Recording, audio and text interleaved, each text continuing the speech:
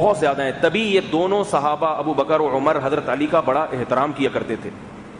اور ان جزوی فضیلتوں میں جو سب سے بڑی فضیلت حضرت علی کو حاصل ہے, سب سے بڑی فضیلت جس کا کوئی نعم البدل ہو ہی نہیں سکتا, وہ ہے نبی نے ان کو اپنی بیٹی دی ہے. یعنی کسی پیغمبر کا کسی کو اپنی بیٹی دے دینا یہ معمولی فضیلت نہیں ہے.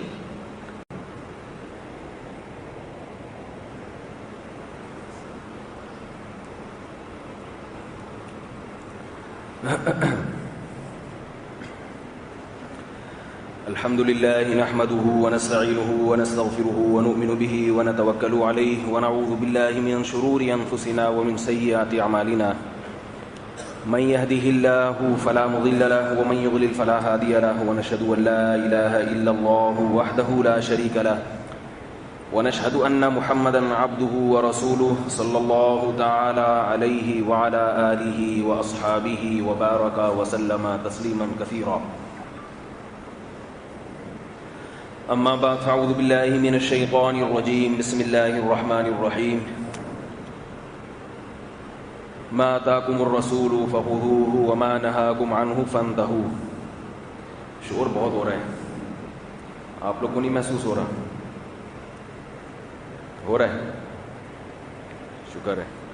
بند ہو گیا یہ, اس کو کھولیں. کیا ہو گیا اس کو؟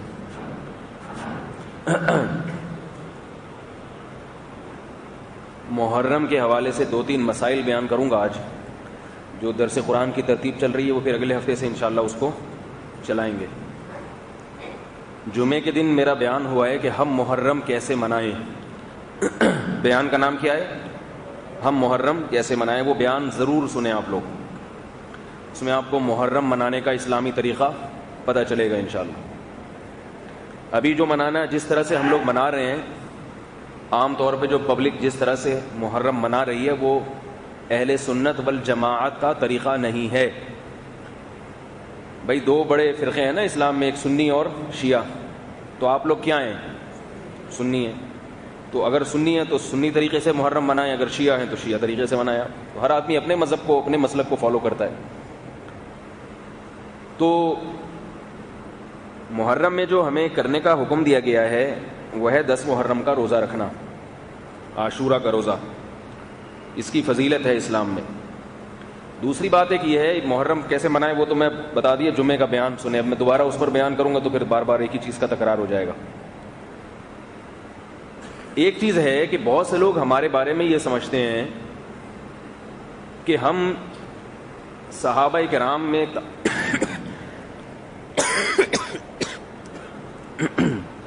صحابہ کرام میں تمام صحابہ کو ہر لحاظ سے اہل بیت پہ ترجیح دیتے ہیں. یہ غلط ہے. نبی صلی اللہ علیہ وسلم کے جو رشتے تھے ان کی 2 قسمیں ہیں. ایک رشتہ ہوتا ہے نسبی اور ایک رشتہ ہوتا ہے سسرالی. قرآن مجید میں اللہ تعالیٰ نے انسان کی جو پہچان کرائی ہے, فرمایا هو الذی خلق من الماء بشرا فجعله نسبا وصہرا. فرمایا اللہ تعالیٰ نے انسان کو ایک پانی سے بنایا اور اسے نسب والا بنایا اور سسرال والا بنایا. تو رشتہ داری کتنی قسم کی ہوتی ہے؟ بولے نا بھائی. ایک ہوتے ہیں نسبی جس کو خونی رشتے بھی کہا جاتا ہے. خونی رشتے جیسے آپ کی اولاد ہے, آپ کے بھائی اور آپ کی بہنیں ہیں, آپ کے چچا, ماموں, پھوپھی, خالہ. یہ رشتے کون سے رشتے ہیں؟ بول لو بھائی, بول لو. خونی, بلڈ. آپ بیان کے بعد مجھ سے ملیں, چھوٹا سا کام ہے آپ سے. یہ جو رشتے ہوتے ہیں نا بلڈ, اس کو خونی رشتے کہا جاتا ہے. اور ایک رشتے ہوتے ہیں جو باقاعدہ ایجاب و قبول سے وجود میں آتے ہیں, یعنی وہ پہلے سے نہیں ہوتے, ایک ایگریمنٹ کے تحت وہ آپ کے رشتہ بن جاتا ہے. وہ ہوتے ہیں سسرالی رشتے. بڑے خطرناک قسم کے عام طور پہ معاشرے میں پائے جاتے ہیں. یہ وہ رشتے ہیں جو آپ نے خود اپنے گلے میں اپنی مرضی سے ڈالے ہوتے ہیں. وہ ایجاب و قبول ہو گیا, بھائی ہاں بھائی قاضی صاحب نے کہا تمہیں یہ قبول ہے, آپ نے کہا قبول ہے. تو جیسے ہی قبولا تو وہ جو بیوی ہے وہ آپ کی بیوی بن گئی, وائف بن گئی. اللہ نے نہیں بنائی تھی, آپ نے خود اپنی مرضی سے بنائی, لیکن اللہ نے اس کو آپ کے بنوانے سے بنا دیا, آپ کی بیوی بنا دیا. بھائی ٹھیک ہے, تم یہ چاہتے ہو تو یہ تمہاری بیوی بن گئی. اب اس میں اس کی جو بیوی کی جو اماں ہے وہ آپ کی کیا بن گئی؟ ساس. اور بیوی کی اگر پہلے سے پہلے شوہر سے کوئی بیٹی تھی تو وہ آپ کی کیا بن گئی؟ بیٹی. اب اس سے آپ کے لیے نکاح کرنا حرام, اور بیوی کی ماں سے نکاح کرنا بھی حرام. ساس بن گئی وہ, یعنی وہ ماں بن گئی آپ کی. حتیٰ کہ اگر بیوی کو آپ طلاق بھی دے دیتے ہیں تو بھی اس کی ماں سے قیامت تک نکاح نہیں کر سکتے, اور اس کی ماں سے پردہ بھی نہیں رہتا, وہ بیٹا بن جاتا ہے داماد اپنی ماں کا. تو انگریزی زبان ویسے تو اتنی فصیح و بلیغ نہیں ہے جیسے عربی ہے, لیکن بعض الفاظ انگریزی میں بڑے زبردست ہیں جو بالکل شریعت کے معنی ہی کی عکاسی کرتے ہیں. تو ساس کو انگریزی میں کہا جاتا ہے مدر ان لا, یہ بالکل صحیح ترجمہ ہے, یعنی قانون کے لحاظ سے یہ کیا ہے؟ آپ کی ماں ہے. اب انگریز اس کو اپنا لا کہتے ہیں کہ ان کا جو لا ہے اس کے لحاظ سے ماں ہے, لیکن ہم لا کا ترجمہ کیا کرتے ہیں؟ شریعت. ہم انگریزی اپنے حساب سے بولیں گے نا بھائی, ہماری انگریزی کیسی ہوگی؟ ہمارے حساب سے ہوگی. ایک ہمارے ایک دوست تھے کوئٹہ کے, پٹھان, بڑے زبردست آدمی تھے. تو انہوں نے مجھے, بڑے سیدھے سادے تھے, انہوں نے مجھے کہا کہ ہماری پشتو میں, یعنی کوئٹہ کی پشتو جو ہے یہ انگلش سے بہت ساری چیزوں میں ملتی ہے. میں نے کہا یار پشتو کے بارے میں آج تک میں نے نہیں سنا کہ وہ انگریزی زبان سے ملتی ہے. انہوں نے کہا نہیں, بہت سارے الفاظ ہماری پشتو میں, یعنی انگریزی میں پشتو کے ہیں, انگریزی زبان میں بہت سارے الفاظ کہاں سے گئے ہیں؟ پشتو کے. میں نے کہا مثلاً, کہتے ہیں ہمارے ہاں جب کوئی مختصر راستے سے جاتا ہے تو پشتو میں اس کو کہتے ہیں شارٹ کاٹ. اسے کیا کہتے ہیں؟ شارٹ کاٹ. میں نے کہا بے بھائی یہ شارٹ کٹ انگلش کا لفظ ہے, جو آپ کے ہاں رائج ہو کے آپ نے پشتو میں گھسیڑا ہے اس کو. ٹھیک, اب چونکہ آپ کو انگلش نہیں, وہ بیچارے میرے گاؤں کے تھے, دیہاتی سیدھے سادے, تو آپ کو چونکہ انگلش نہیں آتی ہے تو آپ کو پتہ ہی نہیں کہ یہ شارٹ کٹ لفظ انگلش میں استعمال ہوتا ہے. تو وہ انگلش سے کہیں ادھر ادھر سے گھوم گھام کے آپ کے گاؤں میں آ گیا, آپ نے اس کو شارٹ کٹ کو بنا دیا شارٹ کاٹ. اب آپ نے کسی انگریز سے سن لیا شارٹ کٹ, تو آپ کو لگا یار یہ شارٹ کاٹ ہمارے گاؤں کا لفظ گورے بھی استعمال کر رہے ہیں. تو لیکن بعض چیزیں واقعتاً انگلش میں ایسی ہیں جو ہماری زبانوں سے گئی ہیں. فارسی میں برادر کہتے ہیں نا, تو یہ فارسی کا لفظ گوروں کے ہاں بردر بن کے چلا گیا. اور اسی طرح ارتھ عربی میں ارض جو زمین ہے, یہ انگلش میں یہ جب لفظ گیا ہے تو کیا بن گیا؟ ارتھ. تو بہت سارے لفظ انگلش میں عربی سے آئے ہیں, فارسی سے آئے ہیں, کیونکہ پہلے مسلمانوں کی حکومتیں تھیں, یہ لوگ ہمارے تابع رہا کرتے تھے, تو انہوں نے ہم سے سیکھا, ابھی ہم پہ آ گئے ہیں, ہم ان کے ماتحت ہو گئے, تو الٹی کہانی چل رہی ہے. تو یہ جو لفظ ہے مدر ان لا, گورے تو کہتے ہیں ہمارے قانون کے لحاظ سے, مگر ہم اس کا اپنی زبان میں کیا ترجمہ کریں گے؟ شریعت کے قانون میں یہ کیا ہے؟ آپ کی ماں ہے. تو یہ رشتے کہلاتے ہیں سسرالی. ان کو آج کل اسرائیلی بھی کہا جاتا ہے, کیونکہ جو داماد ہے نا وہ سسرال کے سامنے ایسا لگ رہا ہوتا ہے جیسے فلسطینی اسرائیلی کے سامنے بیٹھا ہوا ہے. کوئی اسرائیلی اور فلسطینی بیچارہ کیسا اس پہ خوف سے ہوتا ہے نا, ایک اسرائیلی بڑے ظالم ہوتے ہیں, تو سسرال اسرائیل سے ملتا جلتا لفظ ہے, تو آپ بعض لوگ اس کو مجازن اسرائیل بھی کہتے ہیں, کہ بڑے ظالم ہیں. اللہ تعالیٰ سب کی اچھے کی رپورٹ رکھے, لیکن داماد لوگ بیچارے کافی ٹھٹرے سے رہتے ہیں. تو انگریزوں کے ہاں یہ ٹینشن اب ختم ہو گئی, صرف الفاظ رہ گئے ہیں, مدر ان لا رہ گئی, مگر مدر ان لا ان کے ہے ہی نہیں, کیونکہ گرل فرینڈ جب بنا لیا کسی کو تو گرل فرینڈ کا تو کوئی رشتہ نہیں ہوتا نا, نہ اس کی اماں آپ کی اماں ہے, نہ اس کی بچی آپ کی بچی, کچھ بھی نہیں. تو یہ ہم لوگ کیا کرتے ہیں کہ خود سے باقاعدہ پیسے خرچ کر کے, چھوارے بٹوا کے, پورا ایک رشتہ قائم کر کے ایک اپنا ایک الگ سے بنا لیتے ہیں سسرالی رشتہ. تو قرآن مجید میں رشتوں کی پاسداری کا اللہ نے بہت زیادہ حکم دیا ہے, بہت زیادہ, درجنوں آیات ہیں کہ جنتی لوگ رشتہ داری جوڑتے ہیں, رشتہ داری کا خیال کرتے ہیں. اس کی بہت زیادہ شریعت میں تاکید ہے. نبی صلی اللہ علیہ وسلم نے ارشاد فرمایا, لا يدخل الجنت قطات, رشتوں کو توڑنے والا جنت میں داخل نہیں ہوگا. افسوس کے ساتھ کہنا پڑتا ہے آج دوستی کے رشتوں کو تو اہمیت دی جاتی ہے, جن رشتوں کو اللہ نے رشتہ بنایا ان کو اہمیت نہیں دی جاتی. تو اللہ نے کتنی قسم کے رشتے بنائے ہیں؟ میں سبق یاد کروا رہا ہوں نا, دو, ایک خونی رشتے اور ایک سسرالی رشتے. دونوں کی اپنی جگہ اہمیت ہے, دونوں کے اپنے اپنے فضائل ہیں, مگر خونی رشتوں کو شریعت نے ترجیح دی ہے سسرالی رشتوں پہ. آپ خونی رشتوں کے ساتھ بھی اچھا سلوک کریں, سسرالیوں کے ساتھ بھی اچھا سلوک کریں, لیکن کہیں تعارض آ جائے, بھائی آپ کی دعوت کی ہے آپ کے برادر نسبتی نے, بیوی کے بھائی نے, اور ایک اسی دن اتنے ہی بجے آپ کی دعوت کی آپ کے سگے بھائی نے, اور دونوں ناک پہ مٹھی بٹھا کے بیٹھے ہوئے ہیں کہ بھئی میری دعوت میں اتوار ہے, آج تم نے لنچ میرے ساتھ کرنا ہے. جو وائف کے بھائی ہیں نا, جس کو سالہ کہا جاتا ہے, برادر نسبتی کہا کریں, اچھا لفظ ہے, تو برادر نسبتی نے, بردر ان لا نے آپ کو کہا کہ اتوار کو آپ نے لنچ کس کے ساتھ کرنا ہے, میرے ساتھ کرنا ہے. اور دوسرے آپ کے سگے بھائی نے کہا آپ نے اتوار کو لنچ کس کے ساتھ کرنا ہے, میرے ساتھ کرنا ہے. تو شریعت کیا کہتی ہے, دونوں کو خوش رکھو, دونوں رشتے ہیں. یا تو بھائی کو کہہ دو بھائی تم ڈنر کر لو اور اس کے ساتھ لنچ کر لیں سسرالی کے ساتھ. اگر بھائی نہیں مان رہا تو بھائی کو کہیں لنچ میں تمہارے ساتھ کر لیتا ہوں, اور سسرالی کو کہیں کہ ڈنر میں تمہارے ساتھ کر لوں گا. لیکن دونوں بڑے اڑیل. میں ایک شریعت کا حکم سمجھانے کے لیے ایک مثال دے رہا ہوں. دونوں رشتے ہیں, دونوں کو جوڑنا ہے, لیکن جب دونوں میں تعارض ہو جائے,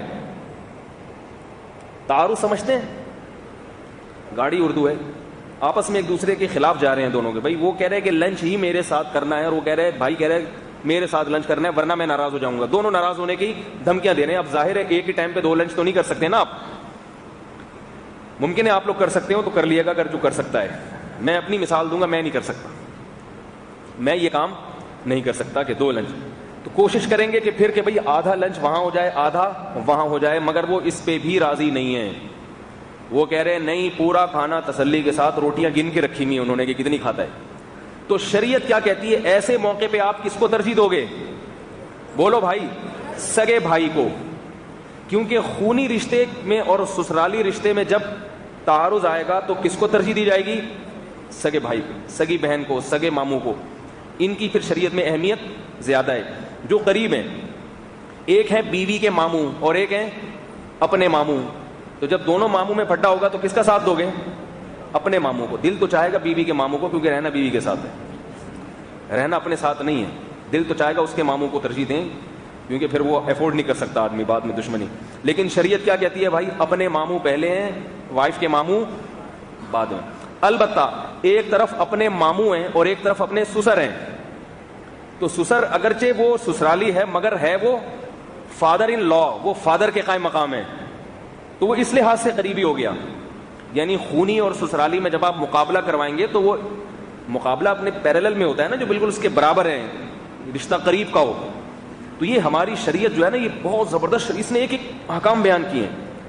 تو سسر کا رشتہ اس لیے قریبی ہے کہ وہ آپ کے والد کی جگہ ہے, باپ کی جگہ ہے. وہ صحابہ کرام ان رشتوں کا اس قدر خیال کیا کرتے تھے کہ جس کی آج ہمارے معاشرے میں نظیر نہیں ملتی, ہمارے معاشرے میں نظیر نہیں ملتی.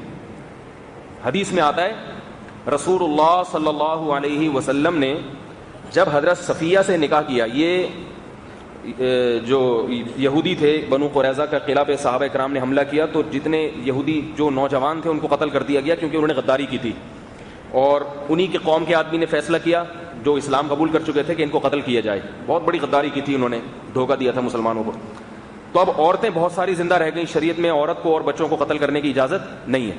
تو اب وہ عورتیں کہاں جاتی ہیں, ظاہر ہے اسلام نے ایسے موقع پر حکم دیا یا تو ان سے شادی کرو یا ان کو باندی بناؤ, کیونکہ ایسے ہی اگر آپ ان کو چھوڑ دیں گے تو وہ تو ظاہر ہے بے حیائی پھیلائیں گے, ان کی کفالت کرنے والا کوئی بھی نہیں ہے. تو ان میں حضرت صفیہ رضی اللہ تعالی عنہا تھیں, یہ حضرت ہارون علیہ السلام کی اولاد میں تھیں. تو بہت ساری عورتیں باندیاں بن گئی تھیں, لونڈیاں بن گئی تھیں صحابہ کرام کی. یہ بھی لونڈی بن گئی تھی. کسی نے آ کے صحابی نبی صلی اللہ علیہ وسلم کو مشورہ دیا کہ یہ تو ہارون علیہ السلام کی اولاد میں اور سردار کی بیٹی ہیں, آپ ان سے شادی کر لیں, اپنی بیوی بنا لیں. اسلام قبول کر چکی تھی یہ. تو نبی نے جب ان سے شادی کی ہے تو صحابہ کرام نے جتنی باندیاں غلام بنایا ہوا تھا سب کو آزاد کر دیا. کیوں؟ کہا کہ یہ جو قوم ہے, یہ جو خاص قبیلہ ہے, یہ نبی کا سسرال بن گیا ہے. سمجھ میں نہیں آ رہی میرا خیال ہے, یہ کیا بن گیا ہے, نبی کا سسرال. یعنی یہ قبیلہ ایسا ہے جس سے نبی کا سسرالی رشتہ قائم ہو گیا. اب ہم ان کی عورتوں کو باندیاں نہیں بنا سکتے. یہ نبی کے سسرالی رشتوں کی صحابہ نے قدر کی ہے, تو خونی رشتوں کی کیسے کی ہوگی؟ سمجھ میں آ رہی ہے؟ خونی رشتوں کی کیسے قدر کی ہوگی؟ جس سے انسان کو محبت ہوتی ہے نا, اس کے خونی رشتے اور اس کے سسرالی رشتوں کی قدر کرنی چاہیے. میں ایک دفعہ بیان کر رہا تھا تو میرے سسر صاحب بیان میں آگے بیٹھے ہوئے تھے.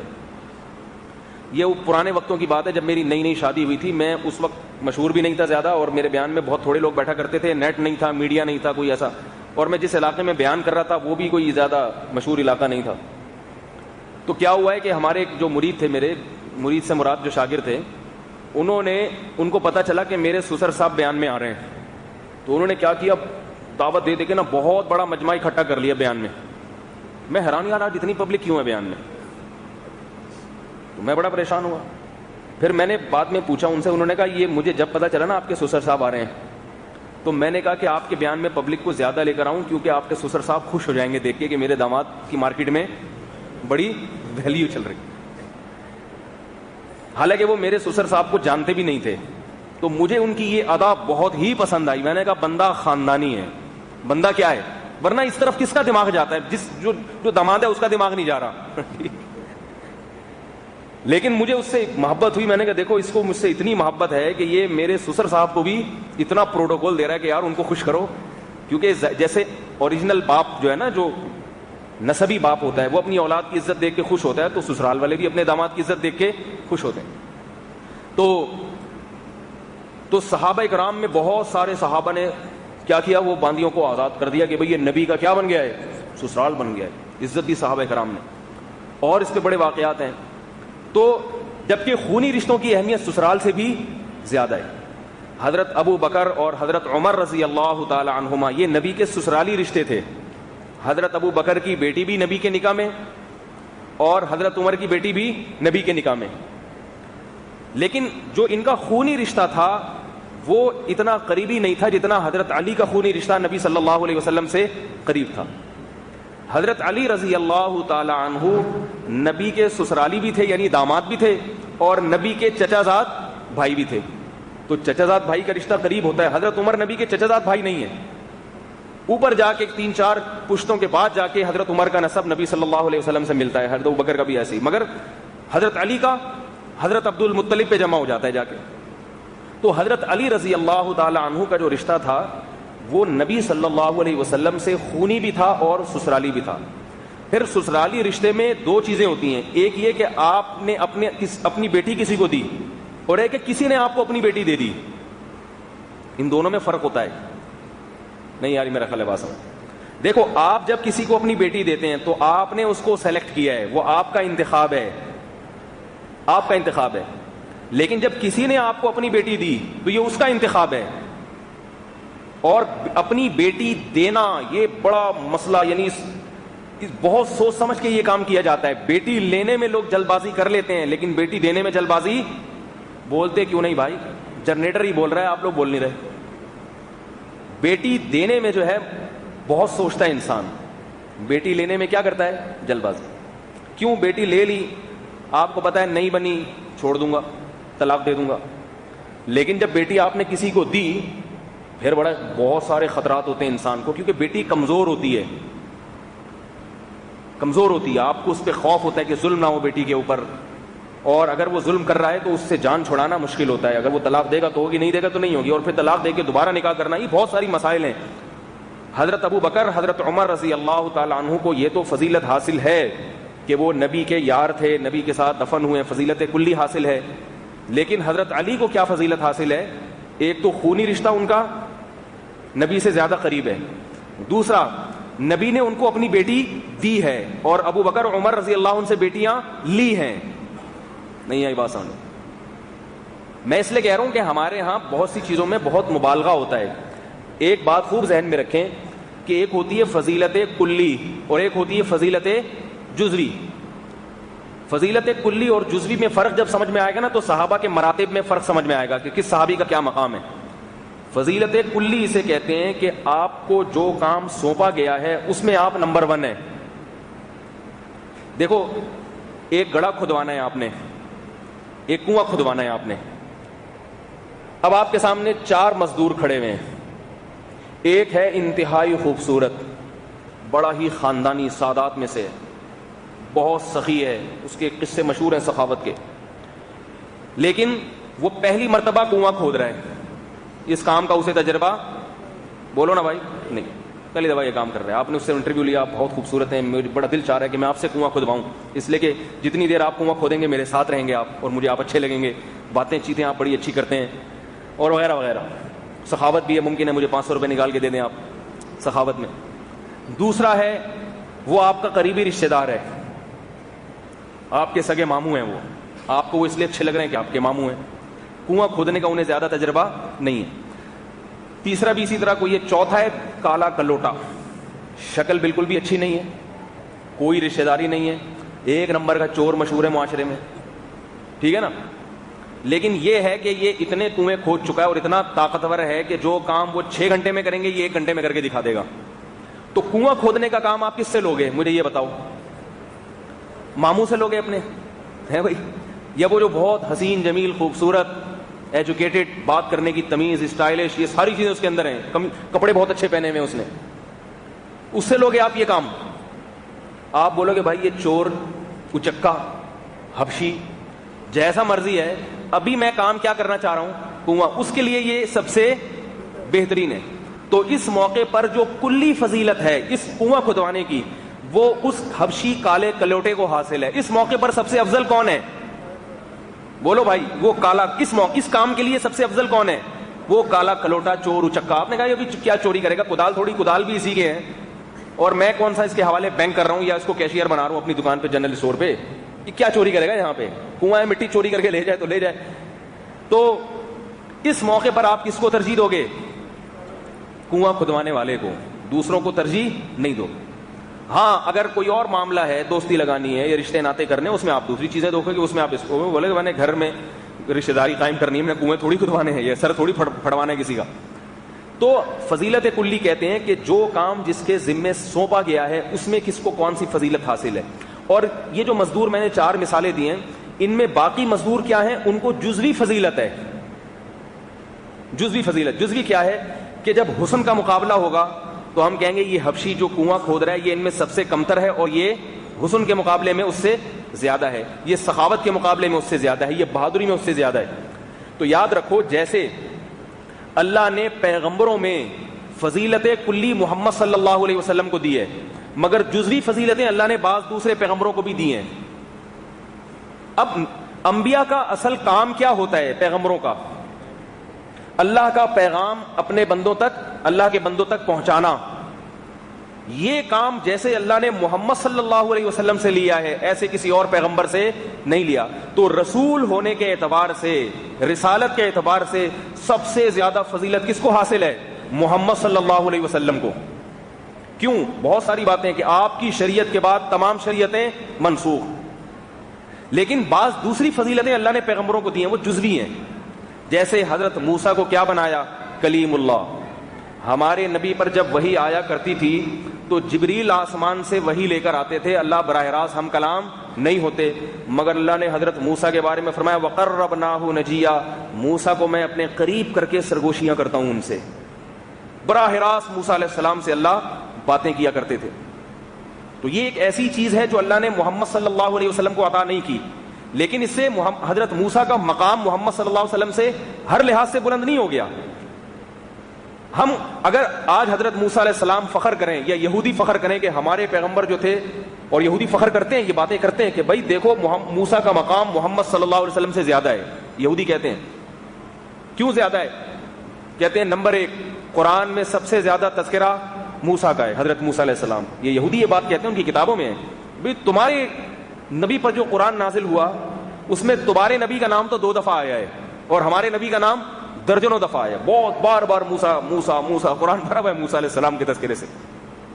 اور دوسری بات یہودی کہتے ہیں کہ دیکھو تمہارے نبی سے جب اللہ ہم کلام ہوتا تھا تو تم خود کہتے ہو, تمہاری حدیث کی کتابوں میں ہے کہ جبریل اور اللہ کے جبریل واسطہ ہوتے تھے اللہ اور اپنے بندے کے درمیان, اور کہتے ہیں ہمارے نبی پر جب وحی آتی تھی تو اللہ کوہ طور پہ بلا کے براہ راست ہم کلام ہوتا تھا, درمیان میں کسی کا واسطہ نہیں ہوتا تھا. تو یہودی یہ سوال کرتے ہیں, اس کا جواب کیا ہے؟ بھائی ہم مانتے ہیں یہ فضیلت, لیکن رسالت جو پیغمبروں کا بنیادی کام ہے اس میں اللہ نے محمد صلی اللہ علیہ وسلم کو حضرت موسیٰ پہ فضیلت دی ہے. کیسے؟ نبی نے فرمایا لو کان موسیٰ حیا لما وسعہ اتباعی, اگر آج موسیٰ علیہ السلام زندہ ہوتے, ہمارے درمیان موجود ہوتے, تو موسیٰ کی نجات بھی اسی وقت ہو سکتی تھی جب وہ میری پیروی کریں. ٹھیک ہے, موسیٰ علیہ السلام اللہ سے ہم کلام ہونے کے لیے کوہ طور پہ جائیں گے اور مجھے اللہ وہی جبریل کے ذریعے کرے گا, لیکن میرے پاس جو جبریل کے ذریعے وحی آئے گی، اللہ کوہ طور پہ موسیٰ کو بلا کے براہ راست کیا کہیں گے کہ جاؤ جو میں جبریل کے ذریعے محمد صلی اللہ علیہ وسلم پر وحی کر رہا ہوں، ان کو جو احکام دے رہا ہوں، جاؤ محمد صلی اللہ علیہ وسلم سے جا کے پوچھو. جب تک محمد صلی اللہ علیہ وسلم نہیں تھے میں تمہیں براہ راست احکام دے دیا کرتا تھا. اب جب محمد دنیا میں آ چکے ہیں صلی اللہ علیہ وسلم تو میں تم سے براہ راست کلام تو کروں گا، مگر وہ کلام ہوگا کیا کہ جاؤ محمد صلی اللہ علیہ وسلم سے پوچھو کہ تمہاری نجات کیسے ہوگی. بہت مشکل ہے سمجھانا.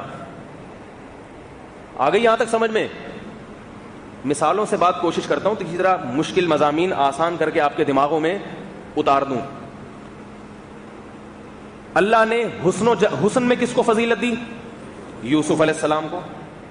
اب اگر کوئی کہے، ہم یہودیوں سے یہ کہہ سکتے ہیں، یہودی بھی یہ بات مانتے ہیں کہ یوسف علیہ السلام دنیا کے حسین ترین انسان تھے، یہودی بھی مانتے ہیں، تو ہم ان سے کہہ سکتے ہیں کہ پھر تو موسیٰ علیہ السلام زیادہ افضل ہے یا یوسف علیہ السلام؟ یہودی کہیں گے موسیٰ علیہ السلام. ہم کہیں گے بھائی اللہ نے حسن تو حضرت موسیٰ کو اتنا نہیں دیا جتنا یوسف علیہ السلام کو دیا. تو یہودی کا کیا جواب ہوگا؟ یہی کہ بھائی وہ ایک جزوی چیز ہے. وہ کیا ہے؟ جزوی چیز ہے.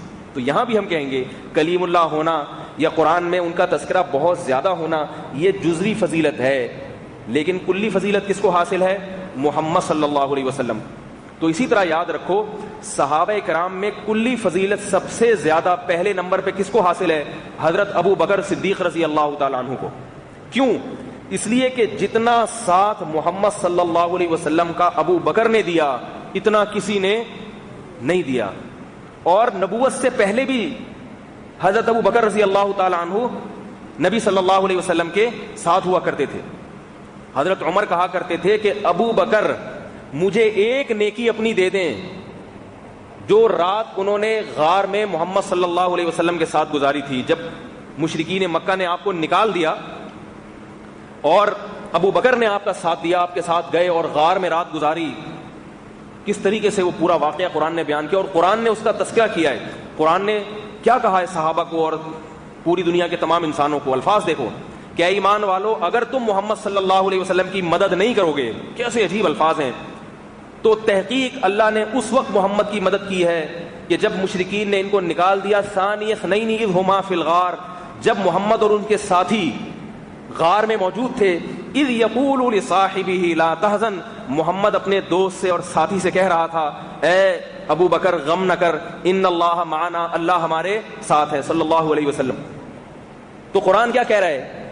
ساری دنیا کو ایک طرف کہ تم ساری دنیا محمد صلی اللہ علیہ وسلم کا ساتھ چھوڑ دو، لیکن اللہ نے اس وقت بھی مدد کی جب محمد اور اس کے ساتھی کس میں تھے؟ غار میں. کیا مطلب؟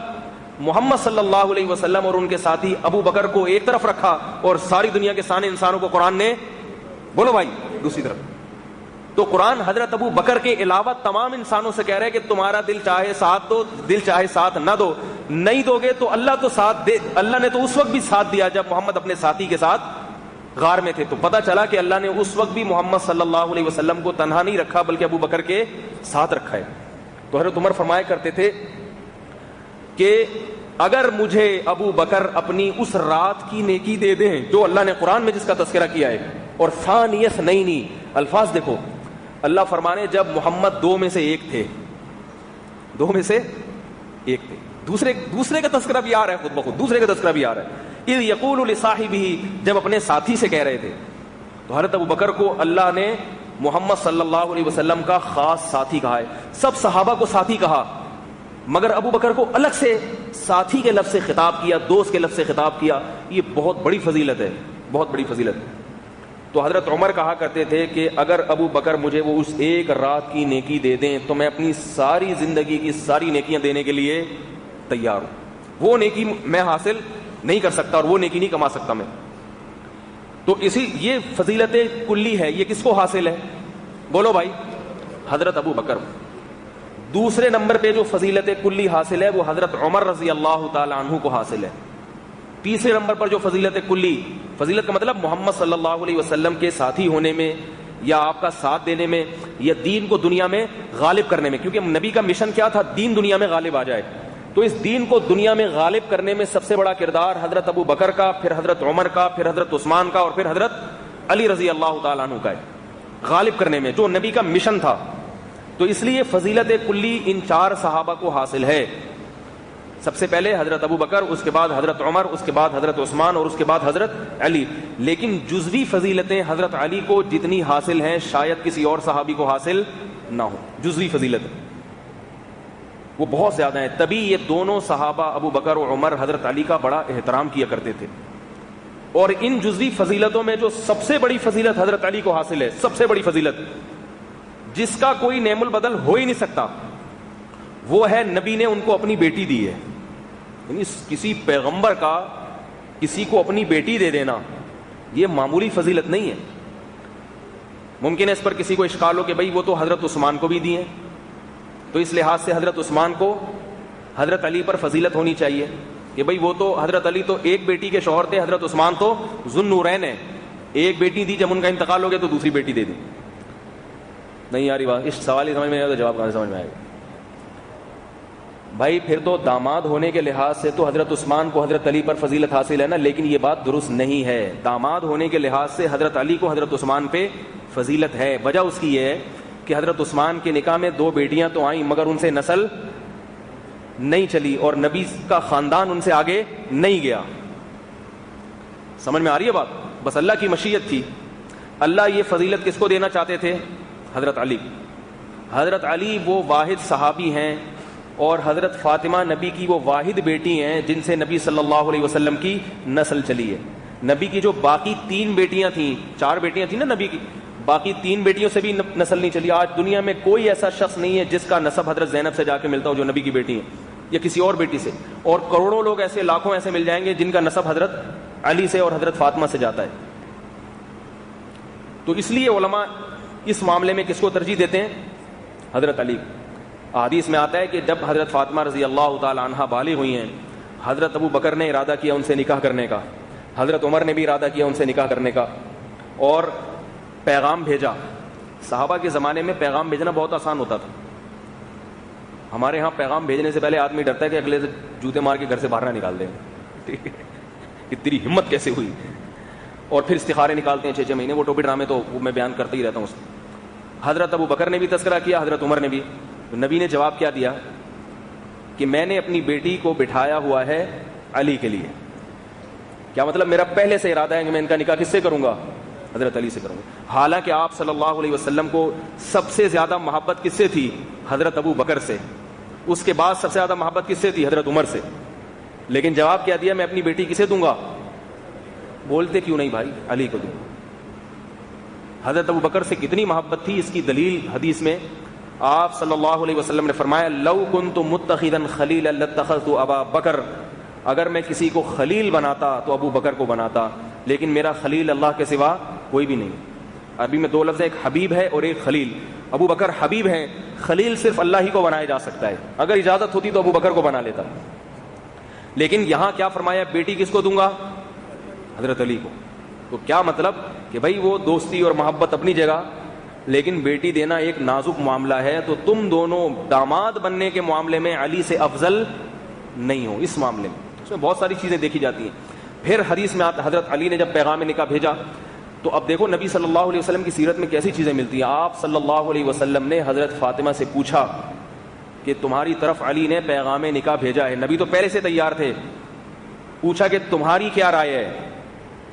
اس سے کیا سبق ملتا ہے ہمیں؟ سید الانبیاء بھی اپنی بیٹی پر اپنی رائے زبردستی مسلط. بولو نا بھائی. میں جو آپ سے بلواتا ہوں نا سبق یاد کرانے کے لیے، میرے بیان کو بیان سمجھ کے نہ بیٹھا کریں، گپ شپ کی نیت سے بیٹھا کریں. باتیں ہو رہی ہیں، کچھ آپ کہیں گے کچھ میں کہوں گا، ایسے کچھ سیکھ لیں گے ہم لوگ بیٹھ کے. ورنہ خطیب بیچارہ بیٹھا ہوتا ہے، لوگ اس کو ایسے دیکھ رہے ہیں جیسے ٹی وی میں آ رہے ہو. پھر سو رہے ہوتے ہیں، کوئی جاگ رہا ہوتا ہے، کوئی رو رہا ہوتا ہے، کوئی ہنس رہا ہوتا ہے. بھائی اس کے چل پروگرام ختم ہو جاتا ہے. تو میں آپ لوگ سے بلواتا ہوں بار بار تاکہ آپ لوگ میرے ساتھ رہیں. تو کتنی بڑی سیرت ہے نبی کی. سید الانبیاء تھے، ان کا فیصلہ تو غلط نہیں ہو سکتا، لیکن اپنی بچی سے پوچھ رہے ہیں. اور رشتہ کتنا بہترین کس کا آیا ہے؟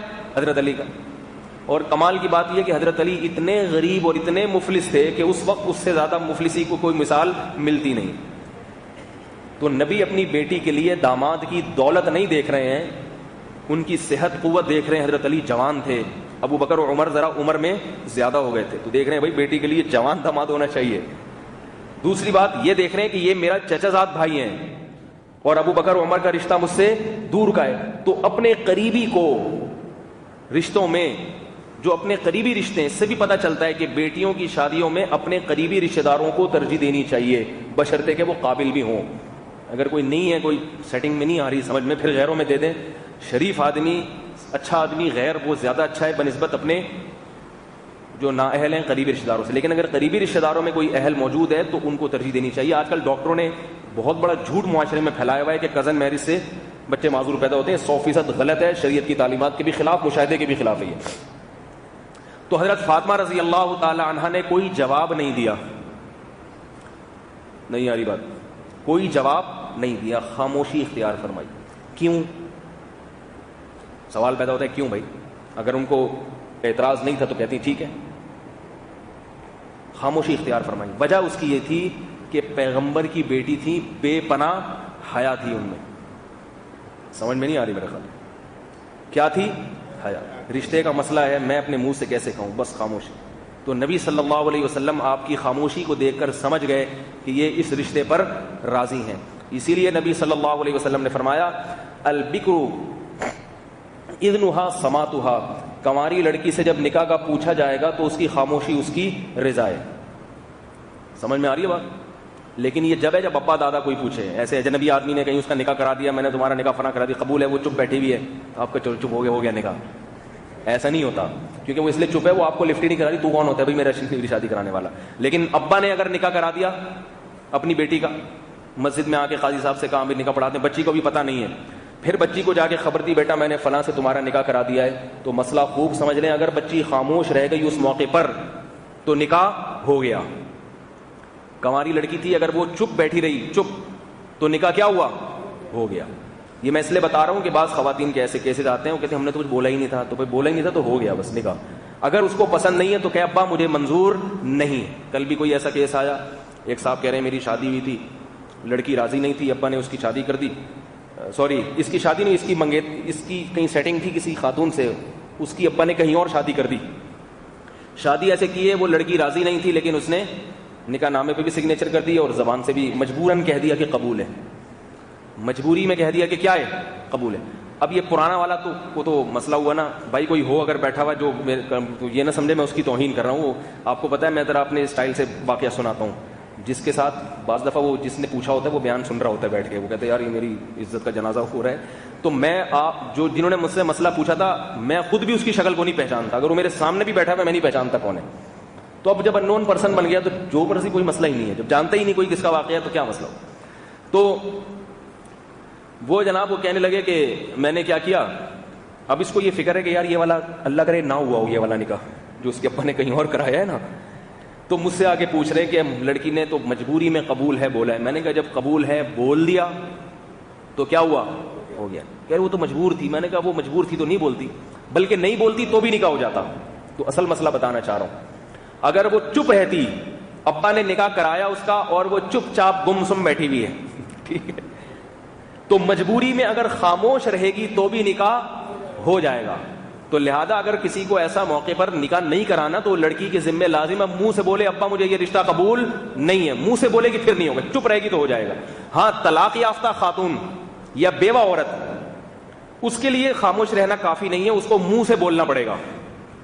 وجہ اس کی یہ کہ اگر وہ کہے کہ بھائی میں چپ بیٹھی تھی کیونکہ مجھے منہ سے بولتے ہوئے شرم آ رہی تھی، تو سوال پیدا ہوتا ہے آپ کے 6 بچے ہو گئے ماشاءاللہ، ٹھیک ہے، پہلے میاں سے، یا آپ نے ایک شادی شدہ زندگی گزار لی شوہر کے بعد، اب آپ کہہ رہی ہو کہ مجھے منہ سے بولتے ہوئے شرم آ رہی تھی، تو یہ شریعت اس کو قبول نہیں کرتی. ایک شادی شدہ عورت میں اتنی حیا نہیں ہوتی، ایک نیچرل ہے، کوئی برائی کی بات نہیں کر رہا میں، ایک فطری چیز ہے. کنواری لڑکی میں حیا زیادہ ہوتی ہے، تو شریعت نے اسی فطرت کو دیکھ کے اصول بنائے.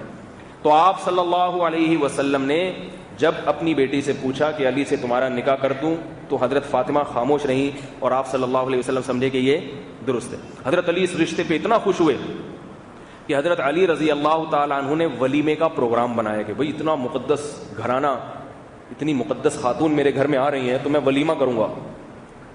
پیسے نہیں تھے ولیمے کے، ٹھیک ہے، ایک اونٹ تھا اپنا، اونٹ. اس زمانے میں شراب حرام نہیں ہوئی تھی، تو نبی کے جو سگے چچا ہیں حضرت حمزہ رضی اللہ تعالی عنہ، انہوں نے شراب پی ہوئی تھی. اس زمانے میں حرام نہیں تھی، شراب کی حرمت نازل نہیں ہوئی تھی، وہ نشے میں تھے.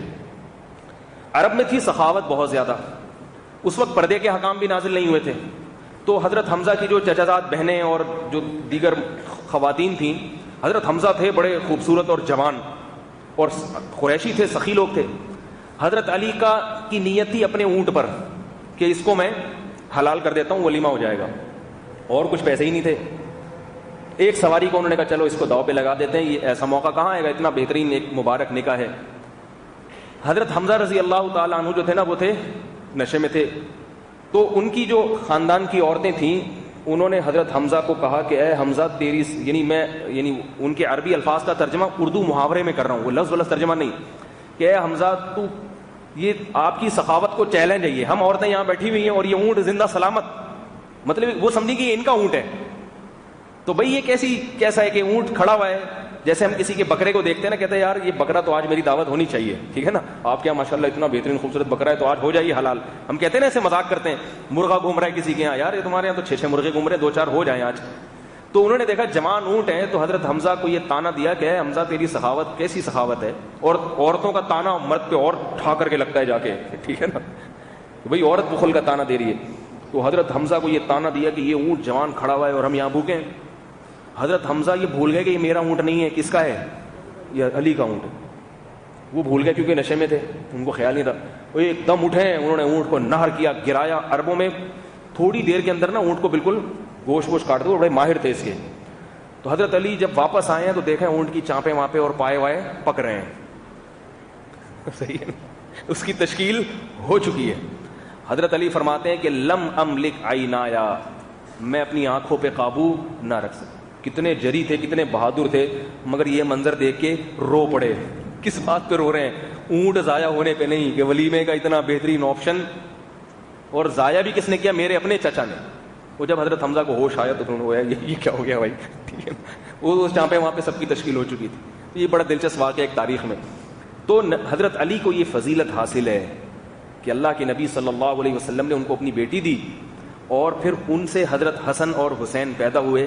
حضرت حسن حسین کو حضرت علی نے اتنی محبت نہیں دی جتنی نبی صلی اللہ علیہ وسلم نے دی. آپ صلی اللہ علیہ وسلم ان کو اپنے بچوں کی طرح سمجھتے تھے. اور حضرت حسن اور حسین شکل و صورت میں بھی حضرت علی سے مشابہت کم تھی اور نبی سے مشابہت زیادہ تھی. ایک صحابی فرماتے ہیں کہ اللہ کی قسم، نبی سے سب سے زیادہ مشابہت حضرت حسن کی ہے. کوئی بھی نبی کے اتنے مشابہ نہیں جتنے حضرت حسن. اور آپ صلی اللہ علیہ وسلم اتنی محبت کیا کرتے. ایک دفعہ جمعے کے دن خطبہ دے رہے ہیں نبی صلی اللہ علیہ وسلم، خطبہ دے رہے ہیں. خطبے کے دوران امام کا کیسا وقار اور روب ہوتا ہے نا، خطبے کے دوران کیسا ممبر پہ کھڑا ہوتا ہے. مجھے بھی لوگ کہتے ہیں آپ ویسے بڑے بے تکلف رہتے ہیں، لیکن جمعے کے دن جب آپ خطبہ دے رہے ہوتے ہیں بڑا ڈر لگ رہا ہوتا ہے کہ ڈنڈا ہی کھینچ کے نہ مار دیں. خطبے میں ایک روب ہوتا ہے، اس کی ایک الفاظ بڑے شائستہ ہوتے ہیں اس کے. تو نبی صلی اللہ علیہ وسلم جب خطبہ دیتے ہوں گے اور سامنے بڑے بڑے صحابہ بیٹھے، وہ کیسی مجلس ہوتی ہوگی. لیکن حدیث میں آتا ہے آپ صلی اللہ علیہ وسلم جمعے کا خطبہ دے رہے ہیں مسجد نبوی میں کھڑے ہو کر، اور مسجد کے دروازے پر آپ کو حسن اور حسین نظر آ گئے، دونوں بچے. اتنے خوبصورت تھے یہ دونوں کہ ان کا نام نبی نے رکھا ہے حسن. حسن کہتے ہیں خوبصورت ہو. جب دوسرا بیٹا پیدا ہوا نا تو آپ صلی اللہ علیہ وسلم نے فرمایا یہ تو پہلے سے بھی زیادہ خوبصورت ہے، تو ان کا نام رکھا حسین. حسین بھی خوبصورت کو کہتے ہیں. لیکن حسین کا اور حسن میں فرق یہ کہ حسین کہتے ہیں چھوٹا، یعنی چھوٹا آدمی. چھوٹے سے مراد کیونکہ عمر میں کم تھے، تو کم عمری کی وجہ سے ان کو حسین اور بڑے والے کو حسن نام دیا. اس لیے یہ نام بہت اچھے ہیں. لوگ مجھ سے پوچھتے ہیں بچوں کا نام بتائیں، تو میں ان کو پہلے نمبر پہ حسن یا حسین بتاتا ہوں. ہمارے حضرت فرمایا کرتے تھے بچوں کا جب نام رکھیں تو اس میں ان الفاظ کو دیکھا کرے، یا تو ہا سین نون آ رہا ہو، ہا سین نون، کیونکہ یہ حسن سے نکلا ہے.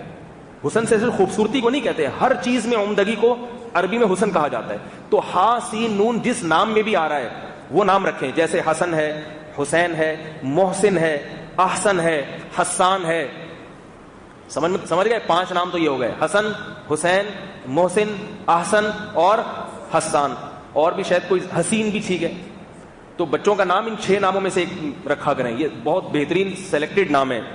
دوسرا، یہ نہیں رکھنا چاہتے تو ایسا نام رکھیں جس میں ہا میم اور دال آ رہا ہو.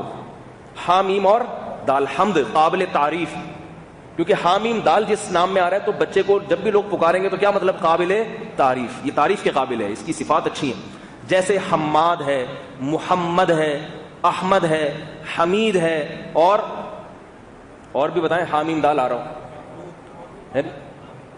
حامد ہے، احد نہیں، احد میں حامیم دال نہیں آ رہا. احمد ہے, محمد ہے, حماد ہے, حمید ہے, اور بھی شاید بعد میں سوچوں تو دماغ میں آ جائے. جی مبشر میں باشیر, آپ کا نام تھوڑی جو مبشر سے آپ بیٹھے ہوئے تو مبشر. اچھا محمود, محمود, یہ لفظ محمود نہیں ہے, محمود. محمد بھی ہے, محمد بھی ہے. تو یہ سب نام ہوئے جن میں قابل تھا. تیسرے نمبر پہ حضرت فرمایا, اور بالکل صحیح بات فرماتے تھے, بہت اچھا یہ نام رکھنے میں ایک بہت اچھی ایک پہلو ہے جس کو انہوں نے ہائی لائٹ کیا. اور تیسرا فرمایا کرتے تھے یا وہ نام رکھیں جس میں سین عین اور دال آ رہا ہے, سعد, کیونکہ عربی یہ سعادت سے نکلا ہے, سعادت مند.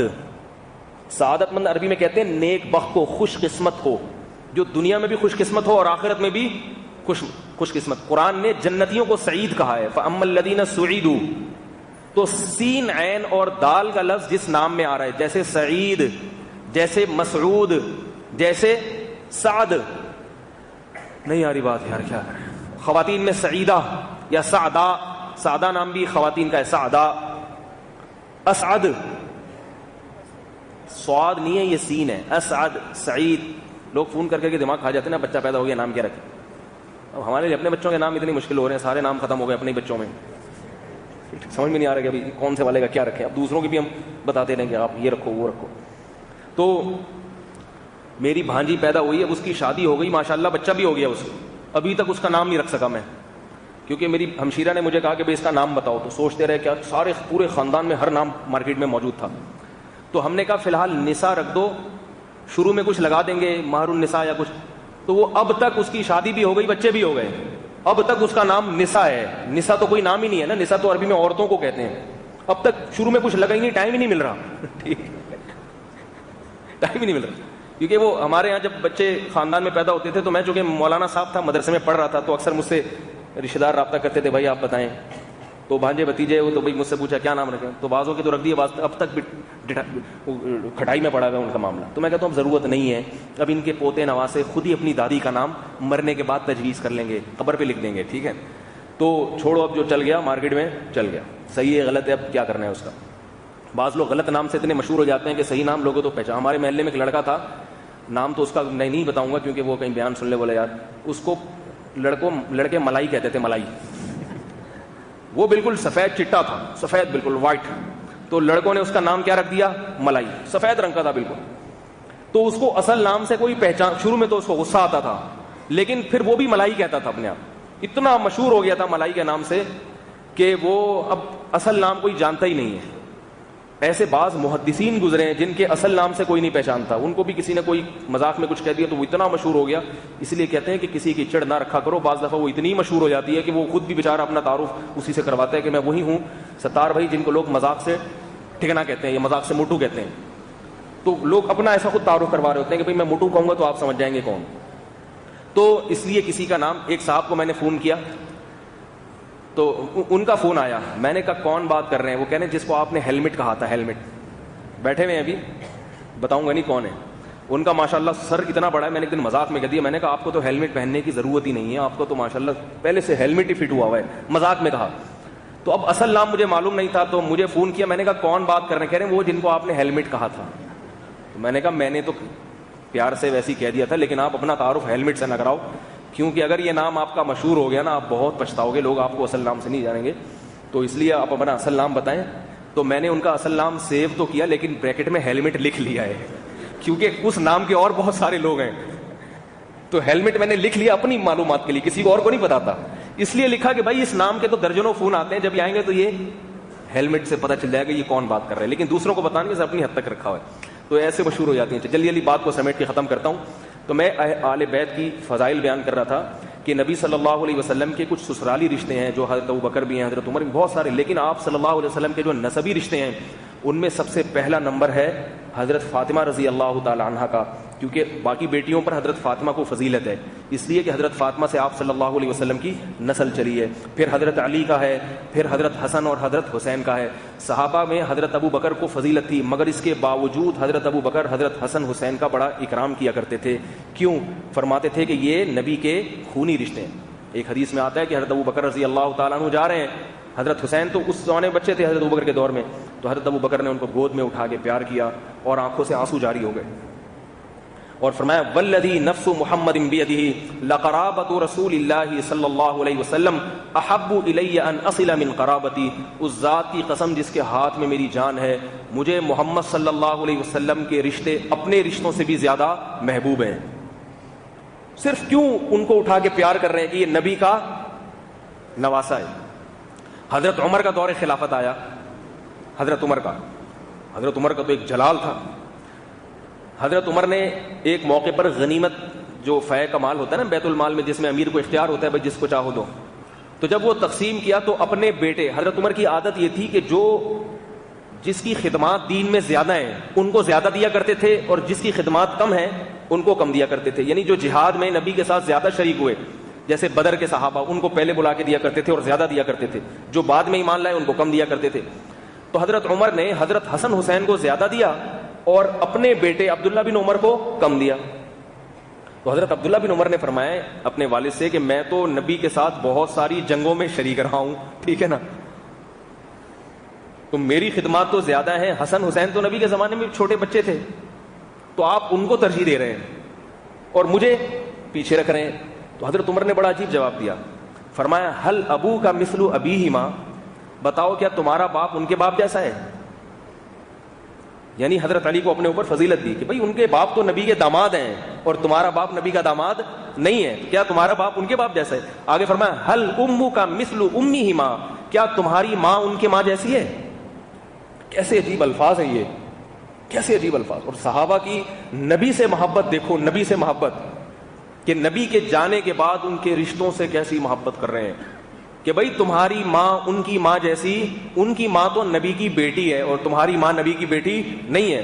اور آگے فرمایا حل جدو کا مثل جدی ماں، کیا تمہارے نانا ان کے نانا جیسے ہیں؟ تمہارے نانا تو صحیح ہے نا، میرے سسر ہو گئے نا، حضرت عمر کے سسر، اور حسن اور حسین کی نانا کون ہے؟ محمد صلی اللہ علیہ وسلم۔ تو عبداللہ بن عمر خاموش ہو گیا، بھائی اس کا تو میرے پاس کوئی جواب نہیں۔ تو حضرت عمر کی عادت تھی کہ صحابہ میں جس کی دینی خدمات زیادہ ہیں ان کو ترجیح دیتے ہیں، مگر ان میں جو آل بیت ہیں، اہل بیت ہیں، جو آل رسول ہیں، ان پر بھی ترجیح دیا کرتے تھے۔ اور اس پر کہنے کو بہت کچھ ہے کہ صحابہ اکرام نے کیسے حضرت حسن اور حضرت حسین رضی اللہ تعالیٰ عنہ کا اکرام کیا، اور حضرت حسن اور حضرت حسین بھی حضرت ابو بکر اور عمر سے کتنی محبت کرتے تھے۔ بس یہ ایک واقعہ بتا کے میں اپنے بیان کو ختم کر دوں، کیونکہ آج بہت سے لوگ نے ایسے بنا کے پیش کیے دونوں کو الگ الگ فریق۔ حضرت حسن اور حضرت حسین حضرت عثمان کے زمانے میں جوان ہوئے ہیں، جوانی کی دہلیز پہ قدم رکھا ہے۔ پھر حضرت عثمان کے دور میں بہت سارے ملکوں میں جہاد کیے جا کے آپ دونوں نے، اور صحابہ جب حضرت حسن یا حسین ان کی فوج میں ہوتے، افریقہ کی لڑائی جو تھی نا، افریقہ جب فتح ہوا ہے تو اس میں بھی حضرت حسین موجود تھے اس لڑائی میں۔ قسطنطنیہ کی لڑائی میں حضرت معاویہ کی خلافت دور حکومت میں قسطنطنیہ کی لڑائی میں حضرت حسن اور حسین موجود تھے، تو بہت ساری جنگوں میں انہوں نے شرکت کی ہے۔ تو جس جنگ میں یہ موجود ہوا کرتے تھے صحابہ فخر کیا کرتے تھے اور کہتے تھے ہمیں انشاءاللہ ضرور فتح ملے گی، اس لیے کہ ہمارے درمیان محمد صلی اللہ علیہ وسلم کی اولاد موجود ہے۔ اور ایک جنرل نالج کے لیے ایک بات بتا دوں، حضرت حسین کی جو اولاد ہے صرف حضرت زین العابدین سے چلی ہے نسل۔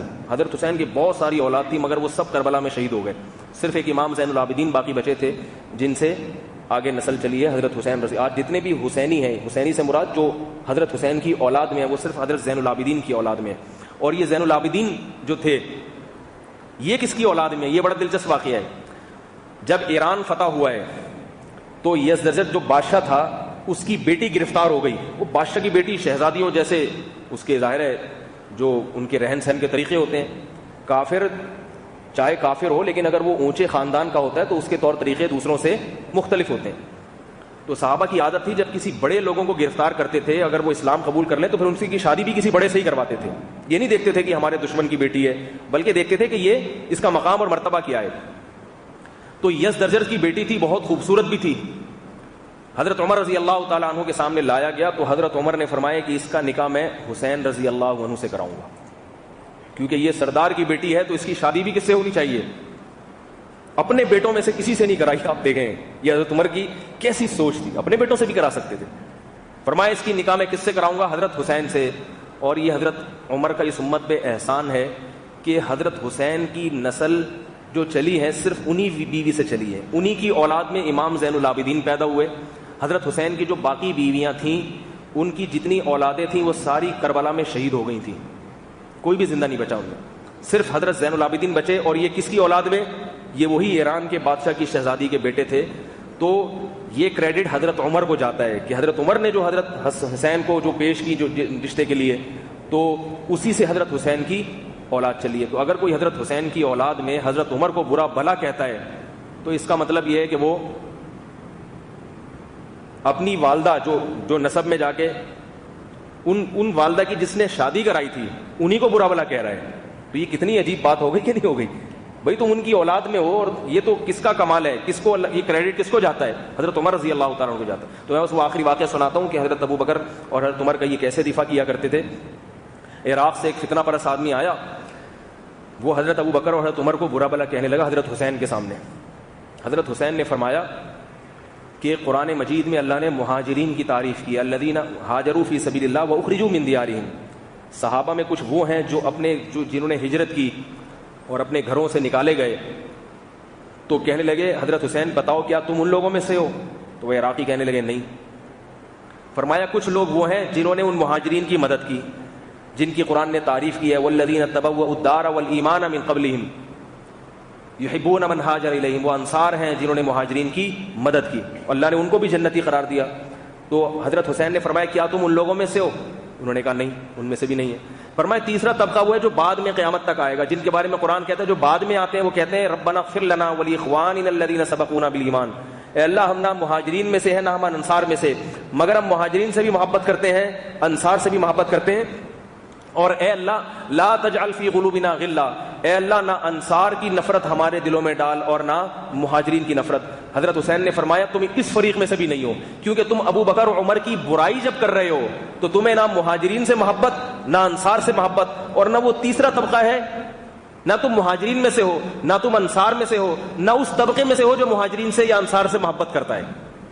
تو تمہارا قرآن میں کوئی تذکرہ نہیں ہے اچھائی میں. کیسے مضبوط دلائل سے دفاع کیا کہ ابو بکر اور عمر تو ان لوگوں میں سے ہیں جنہوں نے اللہ کی خاطر اپنے دین کو چھوڑ کر ہجرت کی, اور تم اگر اللہ کی نظر میں کچھ مقام حاصل کرنا چاہتے ہو تو ان مہاجرین سے محبت کرو, ان سے نفرت نہ کرو. تو ہمیں جو سبق ملتا ہے نا ان واقعات سے, ایک تو یہ کہ اہل بیت سے محبت ہمارے ایمان کا بھی جزو ہے. سمجھ میں آ رہی ہے بات کہ نہیں آ رہی؟ بنگلہ دیش ہمارے اصل میں یہ میں کہتا ہوں سمجھ میں آ رہی ہے. ہمارے ایک دوست تھے بنگلہ دیشی, وہ کہتے تھے سمجھ گئے سمجھ گئے تو وہاں سے ہماری زبان. ہمارے ایک دوست بنگلہ دیشی تھے, وہ بڑی عجیب عجیب باتیں, ان کی زبان میں بڑی وہ گڑبڑ تھی. وہ کہیں گرفتار ہو گئے تو پھر چھوٹ کر آئے. وہ اس زمانے میں شروع میں جب یہ روس کے خلاف جہاد ہو رہا تھا نا, تو بالکل آخری دور چل رہا تھا, ہم بچے تھے بالکل اس وقت, تو کہیں گرفتار ہو گئے تو پھر چھوٹ چھاٹ کے آ گئے. وہ تو کچھ سال گزر گئے, ہم مدرسے میں گئے, ہمیں پتہ چلا بھئی یہ پہلے گرفتار ہو گئے تھے. تو ہم نے ان سے پوچھا کہ آپ جب گرفتار ہو گئے تو کیسے چھوٹ کے آئے تھے؟ انہوں نے کہا توبۃ اللہ ہوا تھا, توبۃ اللہ. ہم نے کہا توبۃ اللہ, تو اللہ سے آپ نے توبہ تو کی ہوگی, لیکن کوئی چیز ذریعہ بھی تو بنی ہوگی نا, بھاگے جیل توڑ گئے یا کیا ہوا؟ کہہ رہے ہیں بتا تو رہا ہوں توبۃ اللہ ہوا تھا, توبۃ اللہ. ہم نے کہا بھائی توبۃ اللہ تو ہے, اللہ سے توبہ تو ہے, لیکن کوئی ظاہری سبب بھی تو. پوچھ کے تھک گئے, پتہ چلا یہ کہہ رہے ہیں تبادلہ ہوا تھا تبادلہ ہوا تھا. تبادلہ کو ایسے گھما توبۃ اللہ. ہم نے کہا یہ بولو نا بھائی تبادلہ ہوا تھا, کچھ کہہ دی انہوں نے چھوڑے, کچھ انہوں نے چھوڑے, اس طرح سے چھوٹ گیا, تبادلہ ہوا. تو وہ اسی طرح وہ کہتے ہیں سمجھ گئے. تو وہ بعض دفعہ میری زبان پہ ایسے چڑھ جاتا ہے تو لوگ مجھے بعد میں ملامت کرتے ہیں, پھر میں یہ ہٹاتا ہوں زبان سے. آج بڑے دنوں کے بعد زبان پہ دوبارہ آ گئی. اللہ تعالیٰ ہمیں اہل بیت سے محبت نصیب فرمائے. اور اس سے یہ بھی سبق ملتا ہے کہ صحابہ ان اہل بیت سے محبت کیوں کرتے تھے؟ کیونکہ نبی سے محبت تھی. تو انسان کو جس سے محبت ہوتی ہے اس کی خونی رشتوں سے بھی محبت ہوتی ہے. تو کسی بزرگ ہے, کسی عالم سے اگر آپ کو محبت ہے تو اس کے اولادوں سے, اس کے قریبی رشتہ داروں سے بھی محبت ہونی چاہیے. یہ محبت کا تقاضا ہے. میرے ٹیچر بریلوی ہیں, وہ کسی بھی مسلک کے علماء کو نہیں سنتے, جبکہ اپنے علماء کے بیان بھی نہیں. اچھا, ایک خاتون نے پوچھا یہ بیان بھی نہیں سنتی, کہتے ہیں کہ مولویوں کے پاس کیوں جاتے, جو مسئلہ پیش ہے قرآن حدیث سے دیکھو اور پڑھو, تو انہیں کس طرح سیدھی راہ پہ لایا جائے. ان سے کہیں یہ قرآن اور حدیث بھی تو مولویوں نے ہی تمہیں بتایا ہے, اور قرآن و حدیث میں پڑھو گے تو قرآن حدیث خود کہتا ہے کہ فاسألوا اہل الذکر ان کنتم لا تعلمون, تمہیں علم نہیں ہے تو علماء سے پوچھو. تو قرآن خود کہہ رہے ہیں علماء کے پاس جاؤ, اور آپ کہہ رہے ہیں نہیں علماء کے پاس نہیں جائیں گے, ہم قرآن کے پاس جائیں گے. تو یہ تو عجیب سی بات ہوگی کہ نہیں ہو گئی؟ اس پر میرے پورے بیانات ہیں. قرآن میں دو طرح کے مضامین ہیں, ایک ہے مسائل اور ایک ہے فضائل. فضائل کا علم قرآن میں براہ راست پڑھنے سے حاصل ہوتا ہے، اس کے لیے علماء کی ضرورت نہیں. مسائل کا علم قرآن میں علماء کے بغیر سمجھ میں نہیں آتا، یہ خود قرآن میں لکھا ہوا ہے. وہ کہاں لکھا ہوا ہے، یہ پورا بیان اس پر میرا مستقل ہو چکا ہے، ابھی وقت نہیں ہے. اگر ایک ساتھ دو لڑکیاں پسند ہوں تو کیا دونوں کے لیے دعا کی جا سکتی ہے؟ اللہ دونوں پسند ہیں، دونوں سے شادی کرا دے، چاروں سے کرا دے. جب دعا کر رہے ہو تو دعا میں کنجوسی کیسی؟ دعا کرو اے اللہ دونوں اور ان کی دو کے علاوہ اور بھی دلا کے چاروں سے کرا دے. حضرت حسین جن کی آج میں نے سیرت بیان کی نا، انہوں نے ایک وقت میں 4 عورتوں سے نکاح کیا ہے. حضرت حسن نے بھی ایک وقت میں، ایک مجلس میں قاضی نے ایسے نکاح پڑھایا کہ میں نے ان چاروں کا نکاح آپ سے اتنے مہر پہ کیا، آپ نے قبول کیا؟ حضرت حسن نے فرمایا ہاں قبول کیا. یہ بھی سیرت ہے معذرت کے ساتھ، لیکن آپ لوگ اپنے حالات خود بہتر جانتے ہیں. ایسا نہ ہو کہ کہتے ہیں نا کوا چلا ہنس کی چال اور اپنی بھی بھول گیا. ٹھیک ہے، کوے نے دیکھا ہنس کو، یار کیا اسٹائل ہے اس کا چلنے کا، اور میں کیسے پھدک پھدک کے چلتا ہوں، تو اس نے بھی ویسی کوشش کی تو نہ پھدک کے چلنے کے قابل رہا، عجیب صحیح بن گیا. کووں نے اس کو نکال دیا، نہ تو ہمارا نہ ان کا رہا. تو ایسا نہ ہو کہ آپ ہی ایک وقت میں ایٹ اے ٹائم 4 کی کوشش کریں اور پھر ایسی پڑے سر پہ یہ جو ایک بھی نہ ملے. پھر میرے بیان میں ایک لڑکا بیٹھتا تھا، اس کی کہیں منگنی ہوئی تھی، شادی ہونے والی تھی، تو میرے بیان سن کے ان کو 4 شادیوں کا شوق پیدا ہوا. اس نے بتا دیا کہ میں 4 کروں گا. تو ایک دن روتا ہوا آیا، کہہ رہے یار وہ بھی ٹوٹ گئی، جو رشتہ پہلے ہوا تھا نا، کہہ رہے وہ بھی ٹوٹ گیا. تو کہتے ہیں کہ اہل حدیث حضرات داڑیاں کیوں رکھتے ہیں؟ پوچھو تو کہتے ہیں کہ نبی نے کہا داڑھی بڑھاؤ مونچھیں کٹاؤ. یعنی اہل حدیث حضرات اتنی لمبی داڑھی کیوں رکھتے ہیں؟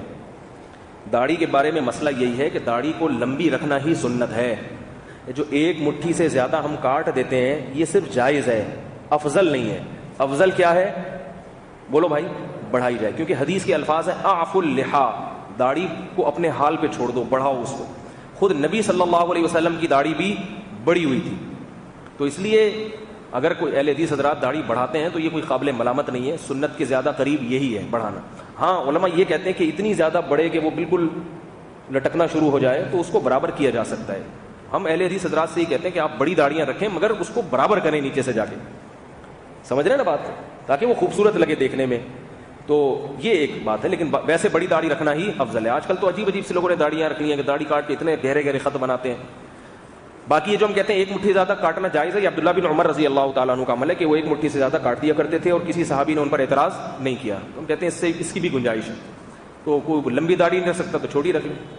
ہمارے فرمایا کرتے تھے کہ اس زمانے میں لوگوں کو رخصتیں بتایا کرو، گنجائش والے فتوے بھی، کیونکہ لوگ رکھنے کے لیے تیار نہیں ہیں. اب آپ ان سے کہیں گے بڑی رکھو تو وہ کہیں گے یار یہ تو اور مشکل ہو جائے گا. تو ان کو یہی بتا دو بھائی 1 مٹھی رکھ لو، یہاں سے والے 1 مٹھ سے زیادہ آ رہے ہیں کاٹ سکتے ہیں اس کو، لیکن افضل وہی ہے جو اہل حدیث حضرات جس طرح سے رکھتے ہیں. یہ ہاتھ کیوں ایک ہاتھ سے مسافہ کرتے ہیں اہل حدیث حضرات؟ ٹھیک ہے، ایک ہاتھ سے جو مسافہ کرتے ہیں اس کی دلیل یہ لوگ صحیح ہے بخاری کی حدیث سے دیتے ہیں کہ نبی صلی اللہ علیہ وسلم نے ہاتھ سے مسافہ کیا. تو کہتے ہیں دیکھو ہاتھ تو یہ نہیں کہا دونوں ہاتھوں سے مسافہ کیا، ہاتھ سے. تو یہ اس سے یہ استدلال کرتے ہیں، مگر یہ استدلال ہماری رائے کے مطابق غلط ہے. اس لیے کہ عربی میں جو لفظ جو انسانی جسم کے جو اعضاء دو ہیں نا، دو جیسے آنکھیں 2 ہیں، کان 2 ہیں، تو اس کے لیے عربی میں مفرد لفظ بھی استعمال ہوتا ہے. جیسے قرآن میں آتا ہے کہ ان السمع والبصر والفؤاد کل اولئک کان عنہ مسئولا. کان سے بھی سوال ہوگا قیامت کے دن، آنکھ سے بھی سوال ہوگا. تو کیا مطلب؟ ایک آنکھ سے ہوگا.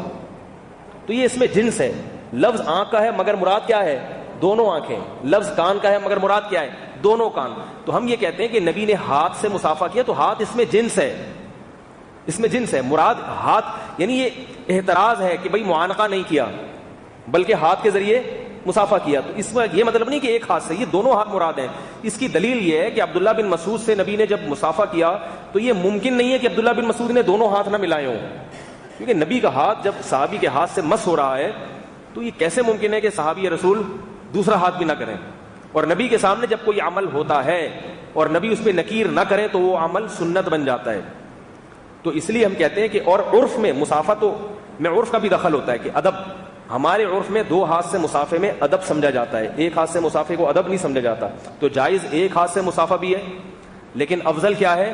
2 ہاتھ سے مسافہ. اور بخاری کی وہ جو حدیث ہے ہاتھ سے مسافہ ہے اس میں 1 ہاتھ کا ذکر نہیں ہے. تو ہم کہتے ہیں وہ ہاتھ اس میں جنس ہے، لفظ ہاتھ ہے مراد اس سے دونوں ہاتھ ہیں. یہی جمہور کا مذہب ہے، یہی ائمہ 4 کی جو کتابیں ہیں ان میں بھی یہی مذہب ہے. تو جمہور کو فالو کرنا چاہیے، اس سے شذوذ اختیار نہیں کرنا چاہیے، افضل یہی. 10 محرم کے احترام میں کیا کیا جائے؟ اس دن میں کیا کریں؟ روزہ رکھیں. باقی اگلا مسئلہ کے جواب نہیں میں دیتا. بھائی شیعہ لوگوں کا ماتم دیکھنا اور جگہ جگہ سبیل سے پانی شربت پینا ہمارے لیے جائز ہے ہی نہیں. بھائی جو شیعہ لوگوں کا مذہب ہے ان کو اس پر عمل کرنے دیں. آپ کا مذہب ہے آپ اس میں. ہمارے مذہب میں ماتم نہیں ہے, ٹھیک ہے نا. تو جب ماتم نہیں ہے تو ماتم دیکھنا بھی نہیں ہے, تو نہ ماتم کریں اور نہ ماتم جا کے دیکھیں. 10 محرم کے احترام کے لیے گھر میں چولہا جلانا, اور جس لڑکی کی شادی نہ ہو رہی ہو 10 محرم کو ہاتھ پر مہندی لگا کر امام بارگاہ چلی جائے, شادی ہو جائے گی. بھائی یہ ان لوگوں کا مذہب ہے, ہمارا مذہب نہیں. ہمارے یہاں شادی کے لیے ضروری ہے کہ شادی کرو, اس کے علاوہ مہندی لگانے سے نہیں ہوتی. رشتے تلاش کرو, صحیح ہے نا, اور دعا مانگو اللہ سے. ہونی ہوگی ہو جائے گی, نہیں ہوگی تو کچھ بھی کر لو, نہیں ہوگی. اچھا بھائی اور کیا, یہ چولہا جلانا نہیں, 10 محرم کو تو روزہ رکھنا ہے. چولہا جلے گا تو روزہ کون رکھے گا پھر.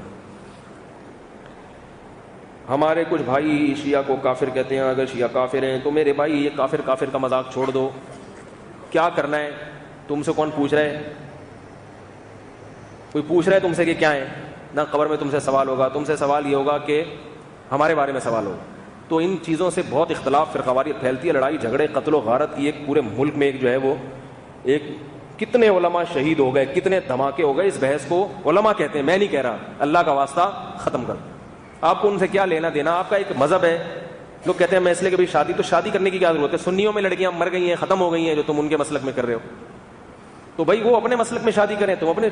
ورنہ مسلمان کافر ہونا ایک الگ بحث ہے, لیکن ایڈجسٹ کیسے ہوگا؟ شادی تو بھئی آپ کا ایک ہی مذہب ہو تو پھر میاں بیوی میں محبت سے زندگی گزرتی ہے نا. اگر مذہب ہی الگ الگ ہیں تو کیسے؟ وہ جب اس کا پٹا ہوگا تو وہ اپنے شیعہ ذاکر کو بلا رہی ہوگی, اس سے مسئلہ پوچھ رہی ہوگی, اور آپ پوچھ رہے ہوگے اپنے سنی سے.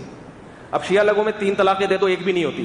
آپ نے کہیں طلاق دے دی تو وہ شیعہ مذہب سے فتویٰ لائے گی, ایک بھی نہیں ہوئی. وہ کہے گی میں آپ کی بیوی ہوں, اور آپ کہیں گے 3 ہو گئی ہیں. تو آپ اس سے جان چھڑائیں گے, وہ دنیا چھوڑ دے گی, آپ کی جان نہیں چھوڑے گی. کیونکہ عورت اپنے شوہر کو اتنے آرام سے اس زمانے میں نہیں چھوڑتی ہے. بندہ پہلے مرتا ہے, دنیا سے جاتا ہے. جو سب کی بات نہیں کر رہا, جو آپ لوگوں کے علاوہ کی بات کر رہا ہوں, لیکن ہوتا ہے ایسے. تو ایڈجسٹ نہیں ہو سکتا یہ. اس لیے بہت فرق ہے مذہب میں. ان کے یہاں 3 نمازیں ہیں, 5 نمازیں, مگر 3 ٹائم پہ. آپ کے یہاں 5 نمازیں. ان کے یہاں وضو پاؤں سے شروع ہوتا ہے, آپ کے یہاں ہاتھ سے شروع. تو اتنا فرق آ رہا ہے, تو وہ پھر ایڈجسٹ نہیں ہو پاتا. اس لیے علماء کہتے ہیں کہ بھائی شیعہ سنی میں نکاح جائز نہیں ہے, اس بنیاد پر کہ مذہب میں فرق بہت زیادہ ہے. اللہ تعالیٰ سمجھنے کے عمل کی توفیق عطا فرمائے. سبحانک اللہم و بحمدک، نشہد ان لا الہ الا انت، نستغفرک و نتوب الیک.